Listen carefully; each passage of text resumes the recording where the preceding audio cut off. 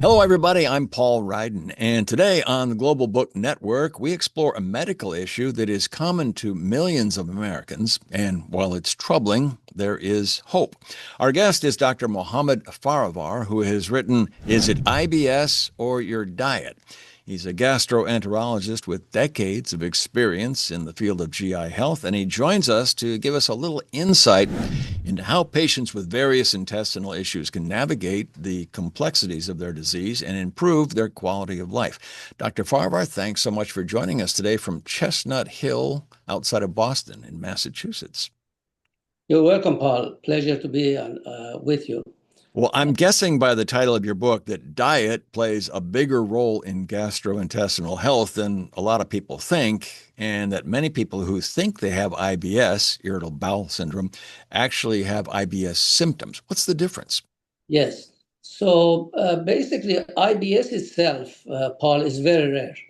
The symptoms that is called IBS is combination of bloating, gas, abdominal discomfort, change in bowel habits like frequent bowel movements or constipation, as well as change in the form of bowel movements. So this is called, once you rule out other serious causes, it comes to the category of IBS. It's called IBS.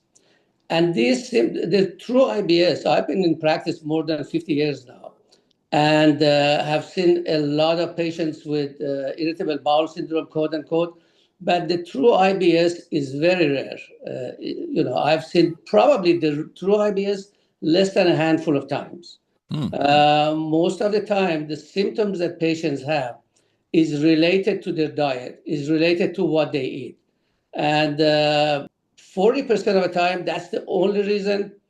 About 85% of the time, that's the major reason. But IBS symptoms often has more than one cause, has two or three different reasons for it.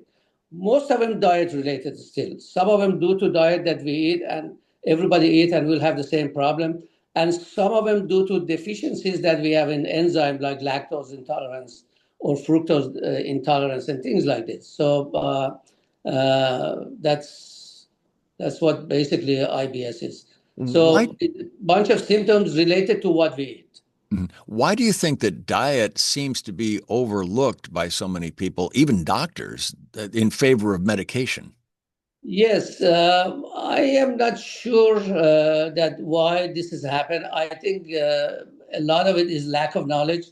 And I say that because I have been in the last several years through a lot of different teaching institutions and dealt with professors and doctors and so forth. And in one department, like seven different professors, they treat IBS very differently. And I can't help it but to believe that this is a lot of it is due to lack of knowledge. And some of it is easier to just give a prescription to a patient and let them go instead of sitting them down and talking to them about diet and this and that. And it's much easier to say, well, let's do a colonoscopy and make sure, and a CAT scan, and make sure there's nothing wrong with you, and then don't worry about it. You have IBS, live with it. But Yeah. a lot of it is lack of knowledge. Boy, I'll say. And one of the things that people need to be educated on is what is referred to as FODMAPs, carbs that are resistant to digestion. I find it interesting that a lot of otherwise healthy foods like fruits and vegetables are in that category. Surely patients aren't expected to totally give up on those foods, right? Absolutely not. I mean, this is the best thing to do. So, FODMAP are carbohydrates that are fermentable. Hmm. Okay. So, and as you know, nowadays fermentation is the best thing. A lot of people are into fermented foods and so on and so forth for their health. So, carbohydrate that we don't have enzyme to digest them, but once they get into our large intestine, the bacteria or microbiome or probiotics in our large intestine, they ferment those carbohydrates. And by fermenting them, they produce a lot of gas, hydrogen, carbon dioxide, methane, as well as short chain fatty acid. And that these are all the cause of bloating and abdominal discomfort that we get. So it depends on how much of this fermentable stuff we eat during the day, we will have more symptoms. So people who are on vegetarian or are eating more salads and more healthy food, more legumes and fruits and vegetables, especially cruciferous vegetables and so forth, or a lot of people, like 85% of people in the world, are lactose intolerant. Those who have lactose, glass of milk and so on, except Europeans are, Western European, Northern European are lucky, they about 25% of them, they have lactose intolerance. The rest of the world, some cultures, 100% lactose intolerance. So you eat those, it adds up, and more bloating, more discomfort. And the more you eat, the more symptoms you have, and other thing gets added to it, like diarrhea, cramps, mucus in the stool, urgency. So those other symptoms comes depending on the amount of FODMAP that's in your diet that you've been eating. So, how do you determine, I guess, by an elimination diet, how do you determine which FODMAPs are okay and which are not? That's a great question. That's a great question. And that's really what one of the reasons that for two reasons I wrote my book, Is It IBS or Your Diet? One was to tell people that, okay, you don't have a disease. You're healthy. You're eating too much of a good food.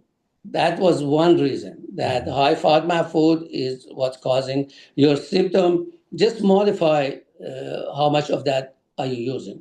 So that was one reason. The other reason was to tell people that there is a test. It's called hydrogen breath test, which you 3 4 hours after you've been eating some food that now you have abdominal discomfort and bloating, you breathe into a little machine and will determine how much hydrogen is in your breath. Hmm. And more than 20 parts per million of breath count, hydrogen count, is abnormal. That means that that food has been causing your problem. Hydrogen breath test. Now, the problem that we have is that this hydrogen breath test, unfortunately, is not done in more than I can in more than 90% of hospitals and more than probably 95% of doctors' offices. I'm talking about GI doctors. Mm-hmm.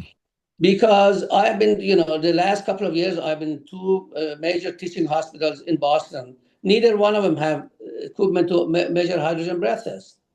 Okay, and that is so easy to do. It takes, you drink like 2 glasses of milk or a glass of milk, and then 3 4 hours later, you breathe into this little machine, and if it's 20, you have lactose intolerance. As Huh. simple as that. Huh. Or you have fructose, and if for fructose the number goes up, you have fructose intolerance. So you know that fruits that are high in fructose, like apples and watermelon and stone fruits and dry fruits and fruit juices and so forth, that they are going to cause you problems. Or legumes that they are going to cause you problems. Or you have, so this is a simple, very simple test to do, but it's not done in almost all places, I would say. When I was in practice, I had two of these equipment that I was measuring hydrogen breath tests for to see whether they have lactose intolerance, fructose intolerance, SIBO, which is a small intestinal bacterial overgrowth, or any other malabsorption. And we'll tell the patient, within a week or two that what your problem is. Now it takes forever. I know that, in Boston, there's a couple of places that they do it, but it takes 3 4 months to get in a row and to be able to have that breath test done. The reason it's not done is twofold. One is that it takes time. So you come to the office and they give you like lactose to drink, and you're going to sit there for about 4 hours. And then somebody comes and have you breathe into this. So it doesn't take expertise to do it. You just have to have a little machine. So you got to sit there. But the worst thing is that, for example, this year Medicare pays for $67 for it. Oh. Okay, and that is really one of the reasons. I mean, so it's time consuming. You don't get paid. A GI man probably prefer to do 4 colonoscopy and get paid 4,000 instead Right. of getting $67, which $20 of it was a lactose that he had to pay. Yeah. Yeah. And then you know what I mean. So Sure. the breath test is something that is very, very important. And I want to emphasize people who are suffering from symptoms of IBS, when they go to their GI doctors to see them, ask for a breath test. It is available, it's done in places like some labs and so forth. Commercial labs do it too. It's done, some hospitals, they do it. They should ask for it, and their doctor should find where the breath test is done so they can send them to get that done, to get the breath test done, to find out what is the trigger food for them. So, Okay, and absent that test, they can still do an elimination diet by taking one yes, of course. category of FODMAP. Try Well, that for a while, see how it does, yes. and then okay. So what I tell my patients, I give them a copy of FODMAP diet, which is on my website, Mm, but also they tell them go on the internet and the FODMAP diet is there. right. And I usually tell them for 1 week, go off FODMAP completely Mhm. and see how your symptoms are. And if they go off FODMAP completely, they come back and they say that I'm fine. Or they say I'm 50% better, but I still have symptoms. Mhm. Then I say, okay, because in the absence of this breath test, then I say get off lactose. And let's see if lactose, in addition to FODMAP, it was what's causing your problem. So we do that. And then you go with gluten and other things, step by step. Because as I say, most of the time, FODMAP is the major cause, but there are other things too that could be adding to that. Like if you have chronic pancreatitis, if you have bacterial overgrowth, if you have malabsorption due to any other reason, they Mhm. all can cause gas and bloat. If you have Crohn's and ulcerative colitis, they all can cause gas, bloating, cramps, change in bowel habits, and so forth.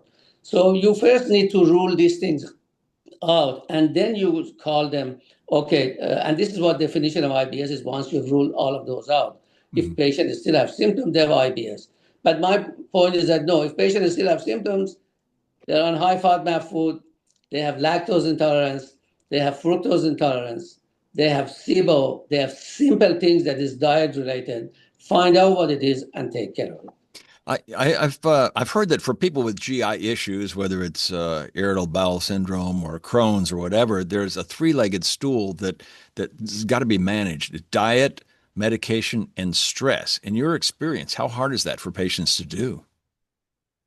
Well, I think that the fact that they say IBS is stress related, okay, I don't believe in that. There are rarely people that stress causes symptom of IBS. And what happens is that if you have stress to begin with, you will have rapid intestinal transit. So the food that you eat, it doesn't stay in your GI tract long enough to get digested. So even things that we have enzyme for is going to act like FODMAP, is going to get into the large intestine. And the bacteria in the large intestine are not going to let any calorie or any nutrition get away from us. They're our Mhm. best friend. So they are going to ferment them and get all the benefit out of that food that we've been eating. Most of the time, people who are anxious are secondary to having these symptoms for a long time and having been told that you have IBS and having gone through one or two or three colonoscopies and CAT scans and blood tests and endoscopies and biopsies and nothing is found, and they continue to have these symptoms and they're uncomfortable and they can't sleep at night and they can't socialize and they can't go out and they can't eat this and that. So they have all of those. So this being anxious is secondary to that. And then they're referred to psychologists or psychiatrists or referred to acupuncturists or yoga and everything else. So it becomes a vicious cycle. Mhm. So that's one of the things. The other thing is about probiotics. Probiotics that we keep talking about it. For IBS, they are good. Probiotics are good bacteria in our intestine. But for IBS, they don't do any good. So if you are having symptoms of IBS, that means you have too much probiotic in your system, not too little, Hmm. because probiotics are bacteria that ferment food for us. Okay, Right. so we take more of those. What is it going to do? And fermenting is going to cause Right. gas. So probiotic maybe is good for other reasons, which I don't believe it anyway, but not good for IBS. I mean, the best probiotic, we want to have probiotic. Yogurt is the best thing. Have yogurt if you want Yeah. to have probiotic, or have kefir, which have more than 15 different bacteria, or your probiotic yogurt more than 7 bacteria. Instead of buying one bacteria for $1 a day or $2 a day and taking it, and you don't even know if it's going to go past your stomach acid. So a lot of black market, and I would call it bad market, has been developed around IBS. If you go on the internet, you will see so many probiotics and enzyme combination. And unfortunately, GI guys, they recommend these things too because they don't even think of what goes on and what is the cause of symptoms. Or take this probiotic or that probiotics, and so would they do us any good? Not really. Well, how is your book Not for different? IBS. How is your book different? We got to wrap this up here pretty soon, but it's very so interesting. How is your book different from other books about GI issues?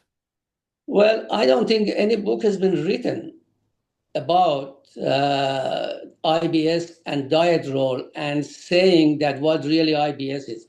In my book, I've gone basically into the history, into pathophysiology of digestion and absorption, into intestinal microbiome and what each one will do for us, and the rationale for what I'm saying and what patients need to do. Also, there is 30 case histories in there, which are all different case histories. Sure. And is very interesting because there are patients that they have their IBS, they had 4 different causes, including cancer of the pancreas, and including bacterial overgrowth and high FODMAP and lactose. So the book is very good for, I originally started writing it for patients so they will know that they don't have a disease, that is their diet and what they can do about it.